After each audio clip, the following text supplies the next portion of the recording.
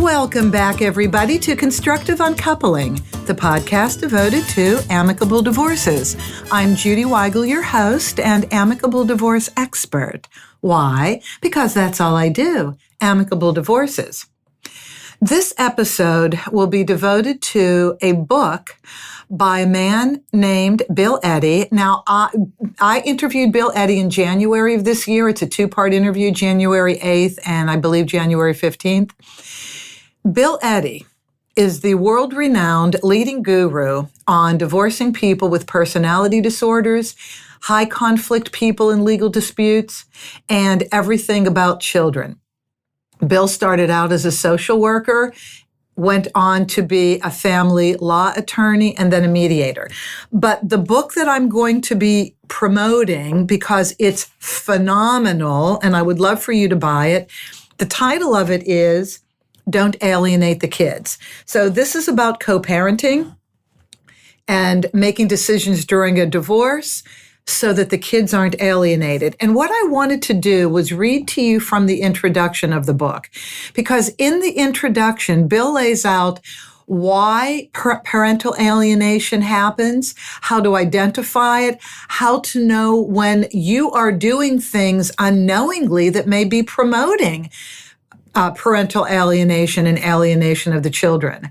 He's such a fascinating person. So I'm going to read straight from the introduction of Bill's book, and I'm telling you, you will learn a lot just from that, and you will absolutely become a better parent in terms of recognizing how to change parental alienation, because it does not benefit the children. And this is all about how do we benefit the children in the wake of something as difficult as a divorce. So here we go. This is from Bill. I wrote this book out of frustration and hope. It's intended for parents, professionals, and anyone concerned about the next generation. It's about two growing problems that overlap. Number one, more and more children and parents are suffering from high conflict divorces unnecessarily. When I speak of divorce throughout this book, I include the separation of unmarried parents who face the same problems. And number two, recent research suggests that high conflict personalities are increasing in our society, and one of the contributing factors may be the lifelong dysfunctional lessons children learn from high conflict divorces. Therefore, the information in this book is designed to assist parents and professionals in helping children learn skills for resilience for a lifetime, even during a divorce. First subsection, frustration. For the past 17 years, I have been a family law attorney, a certified family law specialist. I have represented clients in family court in many high conflict divorces. Over time, in many of these cases, the children have become alienated from a parent. I use that term broadly to mean that the child resisted or totally refused all contact with that parent. In some of these cases, I represented the rejected parent, who the child didn't want to see. In other cases, I represented the favored parent, who seemed to win the child's loyalty and total agreement. However, in both types of cases, the children were stressed and unhappy and learned dysfunctional ways of handling close relationships, ways which may negatively affect them for the rest of their lives. I was frustrated in both types of cases. I had many restless nights trying to figure out how to protect my clients and their children. The opposing parent would hate me. The opposing lawyer would criticize me. And the judge would frown and disregard much of what I had to say. Out of about 400 cases I had as an attorney representing one party, approximately 40 included an issue of child alienation. Out of all the issues I handled in family court, child support, property division, custody and visitation, even child sexual abuse, I found child alienation to be the most frustrating because it seemed to be based on nothing. There was no credible evidence, but lots of opinions. No one could figure out these cases, so there was a lot of blaming. Anger grew as everyone's frustration grew, for parents, lawyers, counselors, and judges. This anger was contagious, and the children absorbed it as well.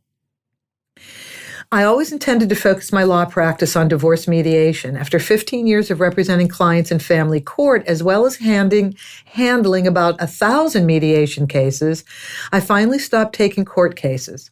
Some of my last court cases were alienation cases. In one case, my client was the rejected father. His case had gone on for about 6 years, in and out of court, until his daughter totally stopped spending time with him. At my last court hearing, the judge said there was nothing he could do. In the other case, my client was the mother who became the rejected parent. The father had been ordered into domestic violence treatment near the start of the case. Even though he had about 1/3 of the parenting time, he returned to court repeatedly seeking primary custody of their son.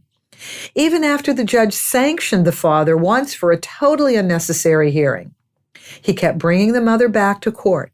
For 10 years, the mother was the primary custodial parent. Then, after relentless pressure by his father, the son ran away to his father's and stayed there. She gave up exhausted. Neither of these children had rejected either parent prior to their parents going to court. Next subsection, the Wall of Alienation. Somehow, the adversarial structure of court focused on determining who was the all-good parent and who was the all-bad parent. The allegations went back and forth. Quote, "The father must be abusing the child. That's why she doesn't want to see him and cries before his visits," end quote. Or, quote, "Her mother must be alienating her. That's why she refuses to see me," end quote. Or, quote, "The father must be alienating the child. That's why he refuses to see the mother." Or, "The mother must have done something to make the child estranged from her." It goes on. The court process was all about who put the wall up between a parent and the child. It's all his fault. He has only himself to blame. I've done nothing wrong. Or, it's all her fault. I've been a loving parent while she just spews vituperative venom against me. The whole battle over picking the all-good parent and the all-bad parent was a long, drawn-out tug of war until one parent lost. Most of the time, it was the rejected parent. But sometimes the rejected parent won a change of primary custody, and the previously favored parent left the city, the state, or the country, or attempted to commit suicide, as occurred in more than one case. It has become an ugly contest. It's not a gender issue. It's not about who has custody.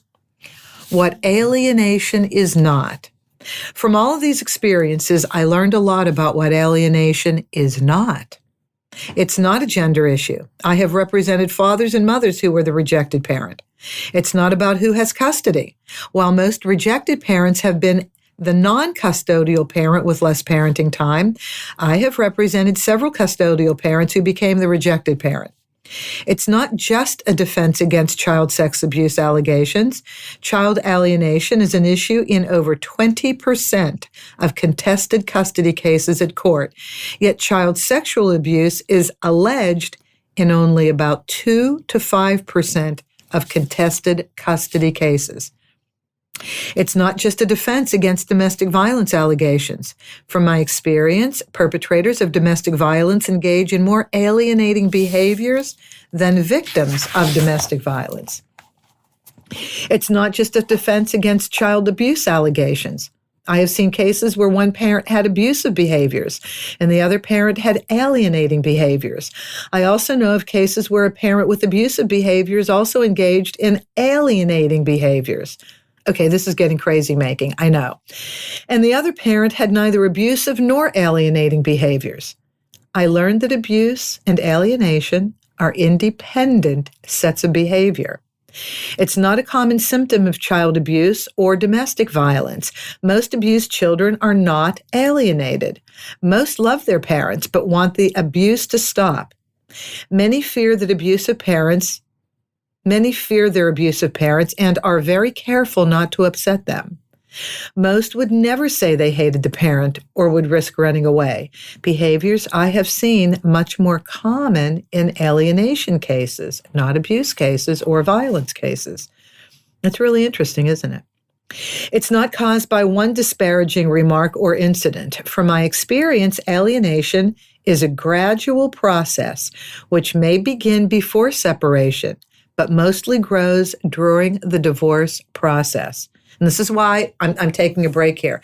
This is why it's so very important to really spend time, if possible, going through the emotional divorce first, getting yourself squared away and kind of on an even emotional plane before you begin the divorce process, because honestly, you're going to take it out on the children and they're going to learn behaviors that you never thought they were learning. So, if alienation is not about the above common theories, then what is it? Learning about child abuse. I was a social worker for many years before becoming a lawyer. My first job out of college was as a social worker in New York City. In 1981, I got my master's in social work degree, and I counseled children and adults for much of that decade. Many of them had been abused. In the 1980s, child abuse, especially child sexual abuse, was starting to be taken more seriously. Some of my clients were teenagers who had been sexually abused, and some of my adult clients had been sexually abused as children. Some cases were extremely shocking. Others seemed mild, but the long-term effects were still quite damaging. Now we're going to really learn something interesting. The next section is titled, Learning About Family Systems. In 1980, I was in training as a family therapist. I learned that families are like a system, like the solar system, in which everyone has a pull on everyone else. Each family system of relating is influenced and maintained by everyone in the family, but in different ways. Usually, everyone in the family system is blind to their own role in reinforcing problems and blind to their potential role in solving problems. My job as a family therapist was to help enough members of the family system to shift their behavior, to change the whole family for the better, especially for the benefit of the children. That was the only way that family problems could really be improved. No one person could really change unless most in the family changed. Children's behavior was often the result of unresolved issues between the parents. This was rarely obvious on the surface. And again, I'm going to break away. You've got to get the emotional divorce dealt with before you go into the legal divorce. And to get the emotional divorce dealt with, you really need therapy. You really need to know how to sort out the details of why you're getting divorced with a therapeutic professional. Don't blame each other. If you can get to forgiveness, forgive each other, and just realize we're all imperfect people. And sometimes the best we can do is not that great, but it's the best we can do. But moving forward in the emotional divorce, you have to take care of yourselves first. You have to both be on an even emotional plane. Nobody can be scared and worried about what the other will do. And then you file for divorce. Really and truly, that's how to file for divorce. All right, back to Bill's book. I learned that other family members, grandparents, aunts, and uncles, etc., were hidden parts of the family system as well and could have a powerful influence over the problems on the surface. And of course, therapists, teachers, and others involved with the family also became part of the family system. Everyone reinforced the problems in hidden ways, so they needed to reinforce the solutions. During the 1980s, I was also volunteering as a mediator with community mediation programs that resolved conflicts between neighbors, landlords and tenants, and businesses and consumers. They had similar dynamics with everyone contributing to the problem and or the solution. So there's a system. He's now talking about family systems. There's a system everywhere. There's a system at work. There's a system within our friendships. Very important to know that we are part of different systems. I really liked mediation and decided to pursue it as a career, but there were no paying jobs available at that time. I noticed that lawyers were getting paid to do mediation, so I decided to go to law school. When I graduated and passed the bar in 1992, I set up my own law and mediation office. I also decided to practice family law in court for a couple years while establishing my mediation practice. I ended up taking cases for 15 years. Next section, learning about divorce disputes. My social work background was really helpful in my law practice, as many cases involve substance abuse, child abuse, and/or domestic violence. However, I never heard of parental alienation syndrome until I was practicing as a lawyer in the 90s. The battle over abuse versus alienation was a surprise to me. Because of my background, I could see there was a lot that parents and professionals in the family court system misunderstood about the children and abuse. Because of my training in family systems, I knew that families weren't as simple as the abuser versus the alienator. However, as I began practicing law, it became clearer to me that parents are not usually equal when there is abuse in a family. More often, only one parent is an offender. And this is with child abuse, domestic violence, and substance abuse. And the other parent is not any of these. Some divorcing parents had high conflict personalities, while others did not. From my experience in my surveys of family law professionals, I believe that half to two-thirds of high-conflict families have only one parent with a high-conflict personality who is driving the dispute, while the other parent is mostly acting reasonably and just trying to protect the children from the high-conflict parent. However, because families operate as a system, everyone adapts and reinforces problems in hidden little ways. Even reasonable people would overreact and reinforce problems. I realized that the problem of a child rejecting a parent wasn't all one parent's fault or the other's. And it wasn't always fathers who were rejected. And it wasn't always mothers who were favored. I represented both about equally. I realized that my clients, who were the rejected parents, were in a real bind. While they were understandably angry toward the other parent or the child, they made things worse. While they usually weren't the cause of the alienation, they reinforced the alienation without realizing it. When they did nothing and cooperated with the child's rejection, if you really want me to stop seeing you, I'll stop. That's one parent talking to the child. Nothing ever got better. When they supported their child going to individual counseling, the alienation continued. When they went to reunification counseling with their child, the alienation continued. As the rejected parent, they were blamed for all of these failures. Yet everyone in the family system seemed to reinforce these problems. Even my clients, who were the favored parents, didn't really win. They were also very frustrated, defensive, and at times depressed. I remember one judge railing at me about my client, the mother, after the child said she didn't want to see her father. "Mr. Eddie," the judge said, "I know what your client is doing. She's telling the child negative things about her father to alienate the child." I responded, "Your Honor, my client is trying to be very careful not to say anything to the child against her father. Since she was criticized for discussing the case with the child 4 years ago," okay, she should have been, "she was very careful not to say anything negative since then." And I believe she was being very careful, but the alienation didn't change and the judge gave up. While my client was favored by the child, everyone else, the father, the father's attorney, and the judge, blamed her for being a despicable person, along with her lawyer, me. Next section, professionals in the family system. I started realizing that the problem was bigger than just the parents. Lawyers sometimes contributed to the problem. They often made extreme and emotional arguments in court that devastated one or the other parent. This is why it's so important to choose the right lawyer.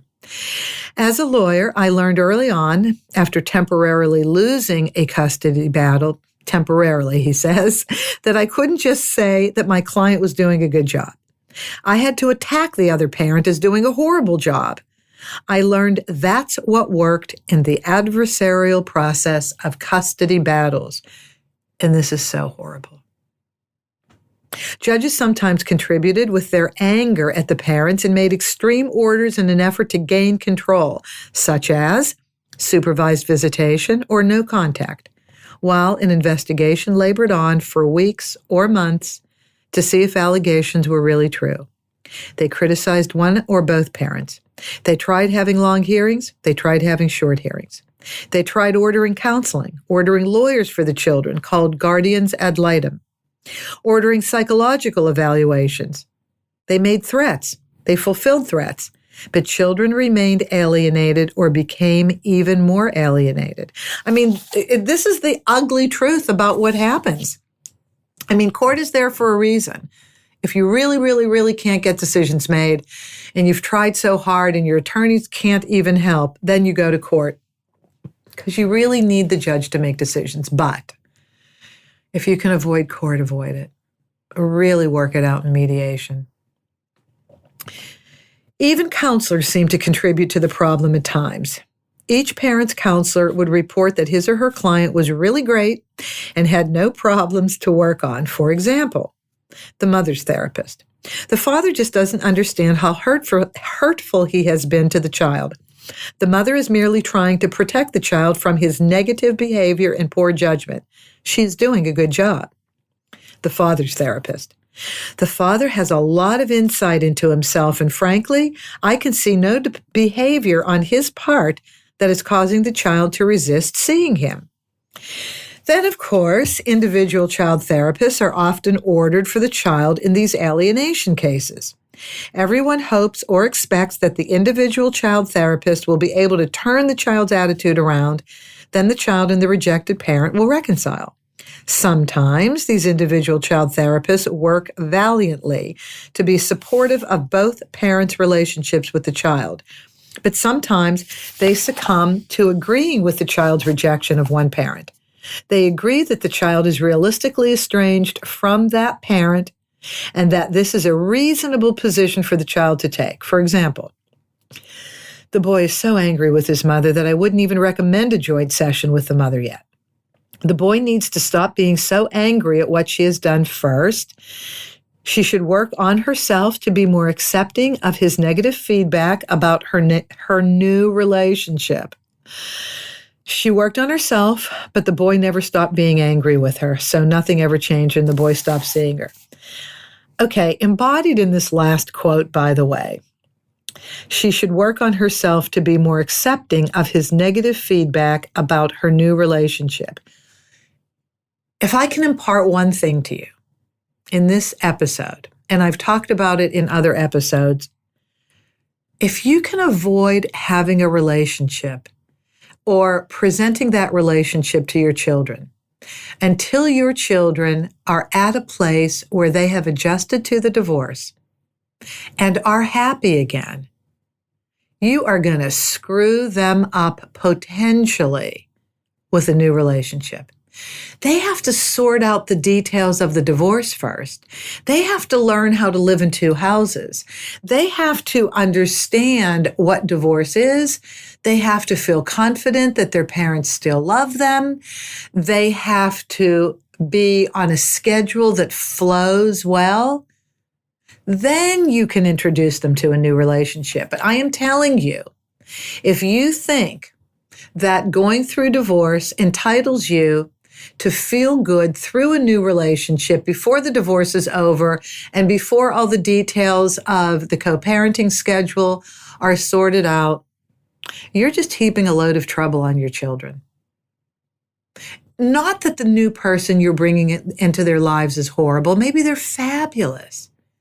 But the time has to be right. And you have to sort out where your child is first before you bring that new person in their lives. Any of you who have been divorced, who have been children of divorce, how long did it take you to feel comfortable with the divorce? And how many of you, while you were trying to feel comfortable with the divorce, had to adjust to a new partner in one or both of your parents' lives? It is exceptional in the blended family context of life that things flow smoothly immediately. Give your kids a chance. Give your kids a chance to adjust to divorce before you have them try and adjust to a new relationship you may have. And God forbid they don't like the new relationship. Now you've just created more problems for them. So if you can make the kids first, let them get adjusted, and then bring new people around, I think you're doing well for your children. Oh, let's see. The daughter despises her father. He is an embarrassment to her. This is another quote by Bill Eddy. Oh, a therapist reporting. She doesn't want him coming to her school. She feels he does not respect her. If he respected her, he would stay away until she feels more comfortable with him. Okay, children are speaking. In some cases, the judge would wait until the child's therapist said the child was ready to spend more time with his or her other parent. Of course, this never happened. In one case, I wrote a letter to the child's therapist who was not used to treating children in family court cases. He had immediately taken sides against my client at the request of the child. In my letter, I quoted research and tried to be friendly and understanding of his lack of knowledge about how to handle such cases. He wrote back a letter angry with me and stating that I totally misunderstood his intentions in the case. This correspondence made it into a court hearing, and the judge made a finding that I had been too adversarial in writing my letter to the therapist. Even I was part of the problem. This is so sensitive. Everything is so sensitive. And if you even knew Bill Eddy, if you ever met him, this is the most mild-mannered person in the world and the most understanding person in the world. So I think I'm going to vote on the side of the letter tried to be understanding, especially Bill came from a point of being a licensed social worker, which is the kissing cousin of a therapist. So he had been in that world. And he teaches therapists now about high conflict divorce and child alienation. But do be careful about the therapists you bring on too. They really have to have experience in court or they can make things even worse. Next section, 1,000 Little Bricks. Out of all of these experiences, plus a lot of reading, attending seminars, and having sometimes heated discussions, I came to the conclusion that no one parent or single professional can solve this problem, because I realized that the wall between a child and one parent is not built by just one parent or just one event or disparaging remark. I now believe that the Wall of Alienation is built with at least 1,000 little bricks, which have come from a perfect storm of 3 cultures of blame. Number 1, the family's culture of blame when a high conflict parent is involved. Number 2, the family court culture of blame when one or more professionals get emotionally hooked. Number 3, our society's rapidly escalating culture of blame, which contributes to alienation and also affects children's personality development. These 3 cultures of blame repeatedly teach children 3 bad behaviors which they absorb: the all or nothing thinking, the unmanaged emotions, and extreme behaviors. Okay, so let me just say it again, the 3 cultures of blame: all or nothing thinking, unmanaged emotions, extreme behaviors. I think of these 3 bad behaviors as little bricks which add up over the weeks, months, and years to create and reinforce alienation in close relationships for many children in divorce.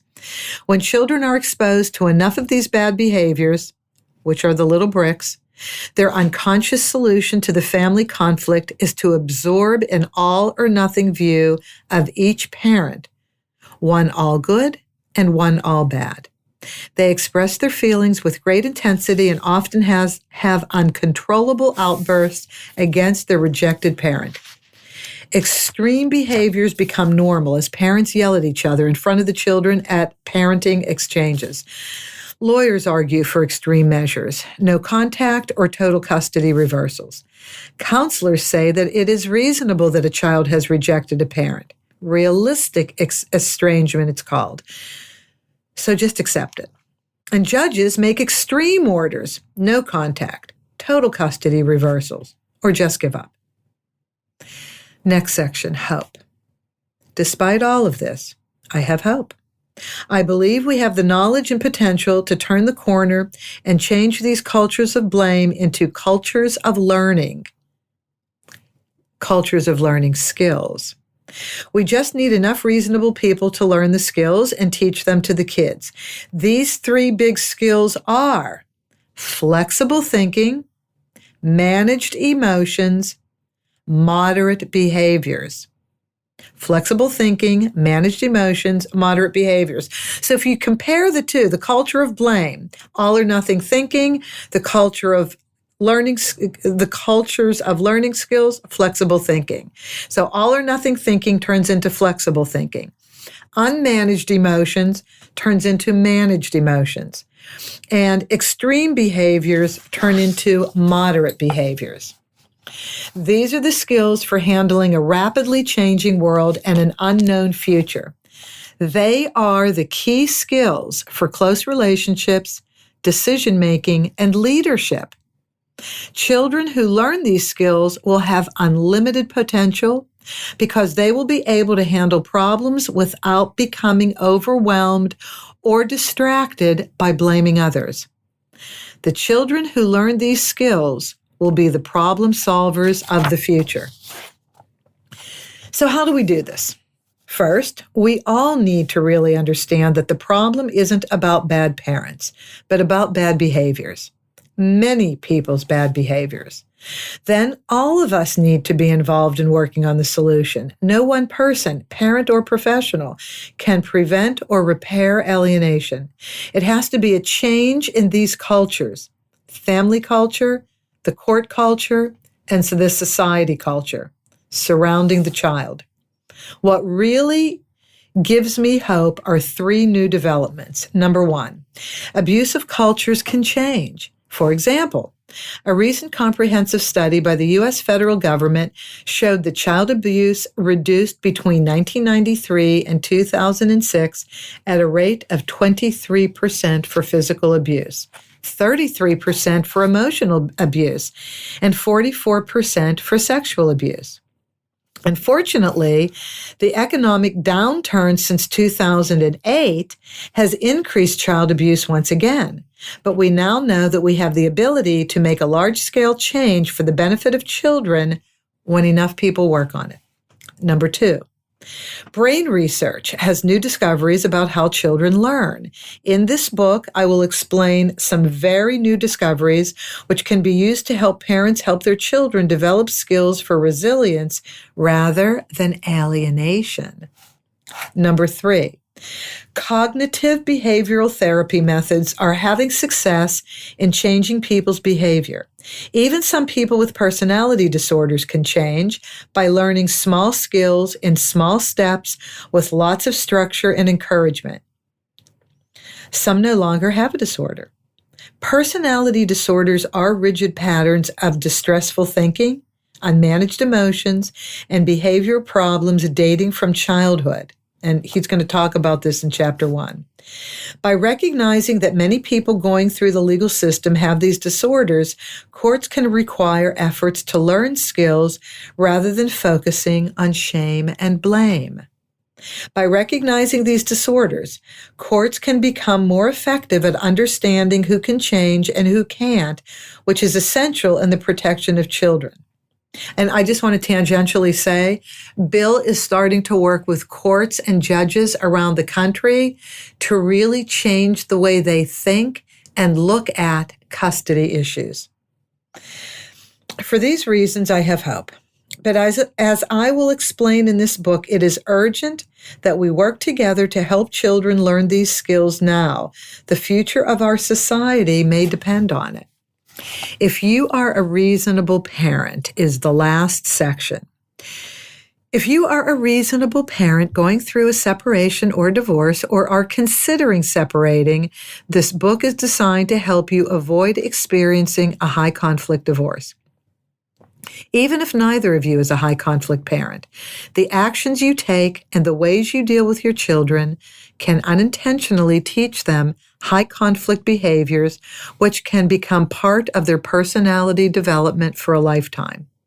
If you are a reasonable parent who is separating from or divorcing a parent with a high conflict personality, you need to be careful not to fall into some very common traps. When someone is violent, makes false statements, or otherwise engages in extreme behavior, it's easy to overreact or underrespond. Instead, you often need to do the opposite of what you feel like doing. In this book, I will explain ways of dealing with a high conflict parent while teaching your child resistance at the same time. Remember, actions often speak louder than words. So that's the end of the introduction section. I highly recommend you read this book. You can either get it on Amazon or you can go on my website on the inspiration page and you'll find it there. My website is divorceresourceinc.com, divorceresourceinc.com. You'll look for Don't Alienate the Kids by Bill Eddy, E-D-D-Y, and you will love your life. You will learn so much. Every single person I turn on to any one of Bill's books always calls me back and says, thank you, thank you, thank you. And Bill is accessible. You can actually look for him through his company, the High Conflict Institute in San Diego. The High Conflict Institute in San Diego. So thank you very much for joining me on this episode of Constructive Uncoupling, the podcast devoted to amicable divorces. Please go to Apple, Podbean, wherever you're looking at this, subscribe. Send this to a friend who you know is going through divorce or about to go through divorce or dealing with child alienation after the divorce is final. And I think they'll get a lot from this podcast. Thank you again for joining me. If you need to reach me at all, I'm at Judy, Judy, constructiveuncoupling.com. Judy at constructiveuncoupling.com. And I look forward to our next episode.